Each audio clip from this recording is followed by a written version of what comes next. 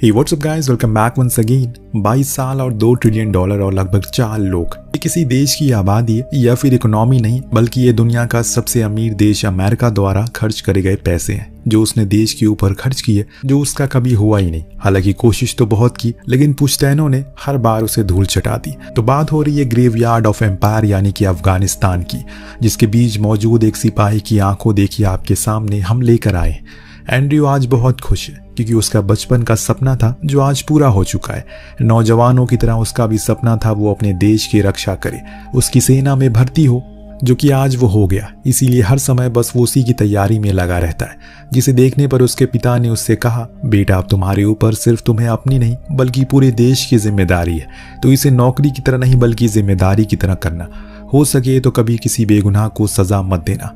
Andrew ने अपने पिता की बातों को ध्यान में रखकर सुबह निकल गया अपनी एक नए सफर के लिए। यूएस आर्मी का काफिला एक गांव के पास आकर रुकता है जहां सभी को काम दिया जाता है।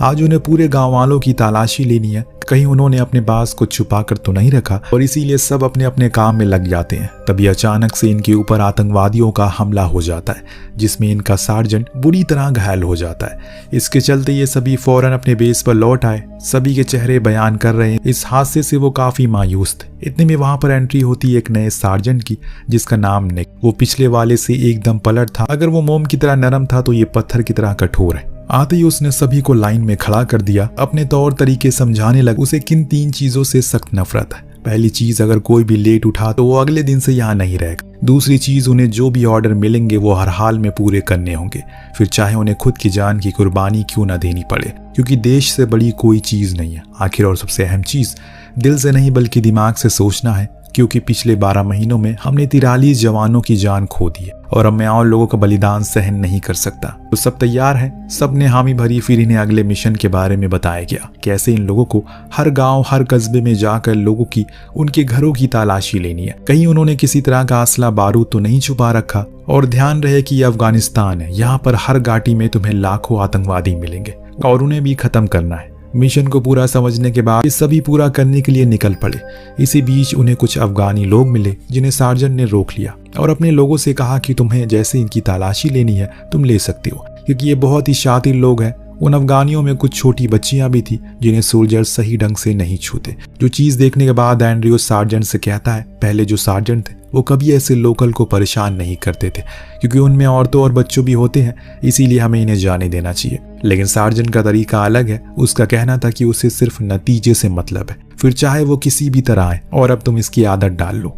इतना कहने के बाद वो एक घर के पास जाती हैं, जिसके बारे में इन्हें खबर मिली कि इसके अंदर एक आदमी है जिसे पता है कि कहां कहां लैंडमाइन को बिछाया गया है। काफी देर निगरानी के बाद सार्जेंट सभी को ऑर्डर देता है कि हमला कर दो। वो सभी अचानक से उसके घर में घुस जाते हैं। अंदर एक पिता था जो अपने बच्चों के साथ खाना खा रहा था। उसे उसी हाल में सार्जेंट उठवा लेते हैं, सिर्फ शक के बुनियाद में। उसके घर में तलाशी के दौरान सिवाय कुछ कपड़ों के कुछ नहीं मिलता। कुछ सोल्जर तो उसे मारते भी हैं। उसकी बीवी बच्चों के सामने ही वो शख्स बार बार यही बोलता रहता है। उसे नहीं पता कि वो किस बमों के बारे में बात कर रहा है, पर कोई उसकी नहीं सुनता। उसे घसीट कर बेस पर लाया जाता है। शाम होने पर कुछ सोल्जर पाउडर के नशे करती हैं, जिसको सार्जेंट निक देख लेता है। वो कहता है कि तुम्हें अफगानिस्तान में आकर पाउडर की चखना है तो चलो मेरे साथ, मैं इससे बेहतर नशा करवाता हूँ। सभी को समझ में आ गया कि अगर कोई पकड़ा गया तो उसे पूरी जिंदगी नरक बन सकती है, इसीलिए सब चुपचाप बस उसकी बातों को सुन लेते हैं। कुछ सप्ताह बीत जाते हैं। इसके बाद एंड्रयू निक के पास आकर कहता है कि उसे लगता है वो सबसे काबिल है, इसीलिए उन्हें उसकी टीम लीडर बना देना चाहिए। तो निक का कहना है कि ठीक है, कल सुबह फैसला हो जाएगा कि कौन टीम लीडर बनेगा। सुबह हुई तो सभी को इकट्ठा किया जाता है, जिसमें से मार्कस और एंड्रयू को चुना गया और बोला गया कि तुम दोनों में से जो भी जीतेगा वो अगला टीम लीडर बनेगा। फिर क्या था, दोनों में लड़ाई शुरू हो जाती है। मार्कस बार बार एंड्रयू को ताने मारता रहता है क्योंकि उस पर भारी पड़ रहा था, लेकिन आखिर कुछ क्षणों में एंड्रयू अपने पैतरे आजमाता है और जीत जाता है। इस जीत के चलते उसे टीम लीडर घोषित किया जाता है। अब सब वापस आने लगते हैं अपने अपने काम पर, लेकिन तभी इन्होंने देखा कि एक सोल्जर जिसे फौरन मेडिकल रूम की ओर लाया जा रहा है। जब एंड्रयू ने करीब जाकर देखा तो उस जवान का एक पैर पूरी तरह से जख्मी हो चुका है। अब शायद वो कभी भी अपनी जिंदगी में खड़ा नहीं हो पाएगा। इस चीज को देखने के बाद उसके अंदर पहली बार जंग का असली महत्व जागता है। कैसे जवान लोग अपनी जिंदगी शुरू होने से पहले ही खत्म करते हैं, सिर्फ अपने देश के लिए। वो उसकी फाइल को लेकर सार्जेंट के पास गया। जो चीज उसने कही उससे एंड्रयू का दिल टूट जाता है। उसने उस फाइल को देखने से ही मना कर दिया। क्योंकि उसका कहना था कि वो सोल्जर उनके लिए पहले ही मर चुका है, क्योंकि अब वो किसी काम का नहीं है, उसकी फाइल को देखने का अब कोई मतलब नहीं बनता। इसके बाद हम देखते हैं कि वो एक कंटेनर में जाता है जहां वही बंदा बंद था जिसे ये लोग शक की बुनियाद में पकड़ कर लाए थे। सार्जेंट एंड्रयू को बताता है कि इस आदमी को पता था वो बम कहाँ लगाया गया था, अगर ये हमें बता दे तो आज हमारा वो साथी जिंदा होता। ये सुनने पर एंड्रयू बहुत गुस्से में आ जाता है और उसकी तरफ आगे बढ़ता है। उसे देखकर ऐसा लग रहा है कि मानो वो उसे मार ही डालेगा, पर उसके करीब जाकर वो रुक गया जो देख सार्जेंट हंसते हुए वहां से चला गया। सुबह हुई, ये लोग पेट्रोलिंग के लिए निकल गए।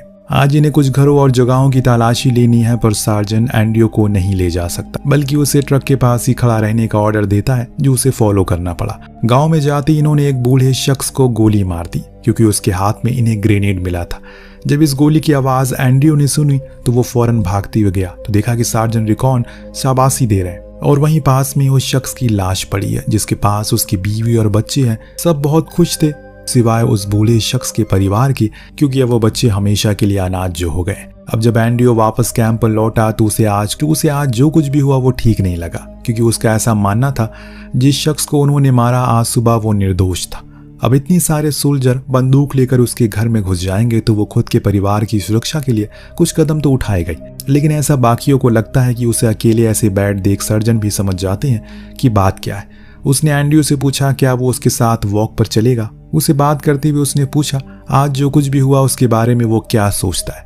एंड्रयू ने वही बताया जो उसे लगता है। इतना सुनने पर सार्जेंट उससे कहते हैं कि हमारा जो काम है उससे कभी भी निर्दोष लोग नहीं मारे जाते, उससे कभी कभी निर्दोष लोग भी मारे जाते हैं और शायद आने वाले समय में तुम्हें ये करना पड़े, लेकिन अगर तुम ये नहीं कर पाओगे तो मुझे बता दो, मैं तुम्हें दूसरे डिपार्टमेंट में डाल दूंगा। लेकिन एंड्रयू इनकार करता है, इतना कहकर कि वो ये काम तभी छोड़ेगा जब सार्जेंट बन जाएगा। उसका ये जज्बा देखकर सार्जेंट खुश होते हैं, लेकिन उसने उस रात कुछ अजीब देखा। सार्जेंट रिकॉन को ले जाकर एक बॉक्स देता है जिसके अंदर क्या था उसे ये नहीं पता। खैर उसने इस बात को इग्नोर किया और सुबह सीधे पहुंच गया रिकॉन के कमरे में जहां वो सो रहा था, पर उसके साइड में उसने वही बॉक्स देखा जो रात में सार्जेंट उसे दे रहे थे। खोलने पर उसके अंदर वही ग्रेनेड था जो उस दिन उस शख्स के हाथ में था। उसने देखा कि इस चीज को देखने के बाद मानो एंड्रयू का दिमाग ही घूम जाता है। जैसे रिकॉन जिम पहुंचा उसके पीछे पीछे एंड्रयू भी गया, पूछने लगा कि आखिर उसके पास वो ग्रेनेड कैसे आया। रिकॉन वही बात बार बार रिपीट करता है कि मुझे उस आतंकवादी के पास ग्रेनेड मिला इसीलिए मैंने उसे खत्म कर दिया। अब एंड्रयू तभी उसके मुंह पर पूछ लेता है फिर इस बॉक्स में क्या है जो आधी रात को सार्जेंट तुम्हें देने के लिए लाए थे। वो एकदम चुप हो जाता है क्योंकि उसके पास कहने को कुछ था ही नहीं, पर एंड्रयू को ये चीज अब बर्दाश्त नहीं हो रही है। वो अपने डैड से कांटेक्ट करने की कोशिश करता है क्योंकि वो लॉजिस्टिक में थे और उन्हें अच्छे से पता है कि ऐसे में क्या करना चाहिए, इसीलिए उन्होंने इसे सब कुछ बताया कि ऐसे उसके कैंप में बेगुनाह लोगों को फंसाकर उन्हें मारा जा रहा है। तब एंड्रयू के डैड ने कहा कि उसे डिपार्टमेंट को कंप्लेन करनी पड़ेगी, इस बारे में बाकी का काम वो खुद करेंगे। इतना कहने के बाद उन्होंने बात बंद कर दी क्योंकि अगर इस बारे में किसी को भी पता लगा तो बात बिगड़ सकती है, क्योंकि किसी को भी सार्जेंट की कोई बात बुरी नहीं लगती सिवाय एंड्रयू के, जिससे हमेशा से वो ठीक नहीं लगता। जब सभी खाने के लिए इकट्ठा होते हैं तो बातें होना शुरू हो जाती है। किसी ने सार्जेंट के खिलाफ कंप्लेन कर दी, पर किस बारे में करी है ये चीज किसी को नहीं पता, लेकिन सार्जेंट ने आज तक कुछ बुरा किया ही नहीं, फिर कंप्लेन किस बारे में थी, यही सवाल सबके मन में था। एंड्रयू धीरे से वहां से खिसकने की कोशिश करता है, तभी एक सोल्जर आकर उसे इत्तला करता है सार्जेंट उसे बुला रहे। ये सुनने के बाद उसके दिल की धड़कन तेज हो जाती है, कहीं उसे पता तो नहीं चल गया, पर जाना तो पड़ेगा, बुलाया जो है। इसीलिए वो अंदर गया तो देखा कि वहां पर सार्जेंट गेम खेल रहा है। वो उसके पास जाकर बैठ गया। सार्जेंट ने उसके ऊपर सवालों का पहाड़ तोड़ दिया। क्या तुम्हें पता है सेना में जो कुछ भी होता है वो हमेशा सेना के अंदर ही रहता है, कभी बाहर नहीं जाता। अब उसके हर सवालों का एंड्रयू घुमा फिरा कर जवाब देता है क्योंकि उसे पता है कि अगर वो चुप रहा तो सही नहीं रहेगा। इसीलिए जो कुछ भी उसके मन में आया वो सब बोलकर वो निकल गया। कुछ दिनों के बाद वो ऐसे एक आर्मी ट्रक में था तो उसे वहां नीचे एक कलाशनिकोव मिली जो अधिकतर आतंकवादियों के पास होती है, आर्मी इसे बहुत कम इस्तेमाल करती है। इस चीज को देखने के बाद उसे ये यकीन हो गया कि जरूर यहाँ कुछ तो गड़बड़ चल रही है। ये लोग जानबूझकर उन बेकसूर लोगों को बेवजह मार रहे हैं ताकि दुनिया को लगे कि यहाँ पर आतंकवादियों के खिलाफ लड़ाई हो रही है, जंग हो रही है और ये लोग लोकल को बचा रहे हैं। उसे ये सब करता हुआ देख उसका साथी कहने लगा हमें पता चल चुका है कि सार्जेंट के खिलाफ कंप्लेन किसने की, चलो तुम्हें सब अंदर बुला रहे हैं। अब यहाँ एंड्रयू की सांसें ऊपर नीचे होने लगती है, कहीं किसी को पता तो नहीं चल गया उसके बारे में। पर अंदर जाने पर उसने देखा कि वहां तो मार्कस था जिसे सब मिलकर मार रहे हैं क्योंकि उन्हें यह लग रहा है कि मार्कस ने उन सभी की शिकायत डिपार्टमेंट से की है। कि वो सार्जेंट की निगरानी में नशा करते हैं, क्योंकि एक वही था जो उन सभी से चिढ़ता है। यह एंड्रयू को तो सच पता था, लेकिन कहीं न कहीं उसे मार्कस के लिए बुरा भी लग रहा था, क्योंकि उसे खामखा वो लोग मार रहे थे। अब वो वापस आकर अपने पिता को कॉल करके कहता है, अब आप किसी को भी कंप्लेन मत करना, क्योंकि अगर ऐसा हुआ तो हम सभी की जान खतरे में आ सकती है। सार्जेंट बहुत ही जालिम किस्म का शख्स है। उसके पिता डर जाते हैं और मान जाते हैं। अब ये सभी अपने मिशन के लिए निकल पड़ते हैं। इन्हें कहीं से लीड मिली है, एक घर है जिसके अंदर रहने वाले शख्स को पता है कि अब अगला धमाका कहाँ होने वाला है। ये लोग उसके घर पर धावा बोल देते और ये सीन सेम शुरुआत की तरह था, लेकिन इस बार ये सब कुछ बदल चुका है। अब यहाँ उन्होंने एक शख्स को पकड़ा जिसे वो लेकर बाहर आते हैं। उसकी बीवी बार बार उसके सामने विनती करती है कि उसे कुछ मत करो, तो सार्जेंट एंड्रयू से कहता है कि ऐसा अंदर ले जाओ। उसके जाते ही वो लोग उस आदमी को मार देते हैं और वही कलाशनिकोव उसके हाथ में रख देते हैं, ताकि ऐसा लगे कि वो एक आतंकवादी है। अब जब ये चीज़ एंड्रयू देखता है तो उसका तो खून खौल जाता है। उसे अब किसी भी हाल में इस सच को बाहर निकालना था, क्योंकि अब वो और परिवारों को अनाथ होने नहीं देख सकता। उस आदमी की पत्नी और बच्चे दोनों बाहर आकर बिलक बिलक कर रोने लगते हैं, लेकिन वहां खड़े किसी को इस बात की कोई परवाह नहीं थी। उन्होंने तो एक सीधे साधे आदमी को आतंकवादी बना दिया, सिर्फ खुद के फायदे के लिए। अब वो सीधा आता है अपने बेड पर और अपने पिता को मैसेज करके कहता है वो अपनी कार्रवाई शुरू रखें, मैं बाकी का सबूत इकट्ठा करता हूँ। इतना कहकर वो सार्जेंट के केबिन में घुस गया। वो शावर लेने के लिए गया था। दरअसल उसे पता लगाना था कि वो हथियार आ कहाँ से रहे। तभी उसकी नज़र एक बैग पर गई, जिस पर खोलने पर उसने देखा कि अंदर तो ढेर सारे वो हथियार हैं जो कभी आर्मी इस्तेमाल ही नहीं करती। और तभी वहाँ सार्जेंट आ जाता है, जो कहता है कि अगर तुम्हें और अच्छे से देखना है तो बैग को देख सकते, क्योंकि मुझे ये काम करने में कोई शर्म नहीं है, क्योंकि मुझे सिर्फ हथियार के साथ खड़े लोगों को नहीं मारना, बल्कि उन लोगों को भी मारना है जिनकी मानसिकता हथियार लिए खड़े लोगों से ज़्यादा है, क्योंकि अगर वो समाज में ज़्यादा जिंदा रहे तो इस संसार को नरक बना देंगे खुद के फायदे के लिए। एंड्रयू ने उसकी इस बात का कोई जवाब नहीं दिया और बाहर आ गया। अगली सुबह जब उसकी आंख खुली तो सभी साथी उसे चारों तरफ से घेरे हुए, जो उससे कह रहे हैं कि चलो हम सब प्रैक्टिस के लिए जा रहे हैं। एंड्रयू भी चला गया और सबके सब निशानेबाजी के हुनर सीख रहे थे, लेकिन कुछ देर बाद रिकॉन कहता है कि जाकर क्लीनिंग कर दो, लेकिन वो फिर भी उसकी बात मान कर जाता है। तभी एक सोल्जर गोली चला देता है, जिससे वो बेहद ही डर गया, यहाँ तक कि उसकी आंखों में आंसू आ गए। इतना डरा था वो। अब सोने की बारी आई, लेकिन अचानक बीच रात में उसने उस पर हमला कर दिया। हर कोई उसे बुरी तरह पीटने लगा, जैसे मानो उसने कितना बड़ा गुनाह किया हो। तभी उसकी आंख खुल गई और ये एक बुरा सपना। खैर, जब उसने आंखें खोली तो सबसे पहला शख्स जो उसे दिखा वो था सार्जेंट, जो उसे अब मैनिपुलेट करने के लिए आया था, क्योंकि अब शायद उसे अंदाजा हो गया है कि ये जरूर आगे जाकर कुछ गड़बड़ करेगा। उसका कहना था कि उसका एक छोटा बच्चा है जो उसे हमेशा प्राउड की नजरों से देखता है।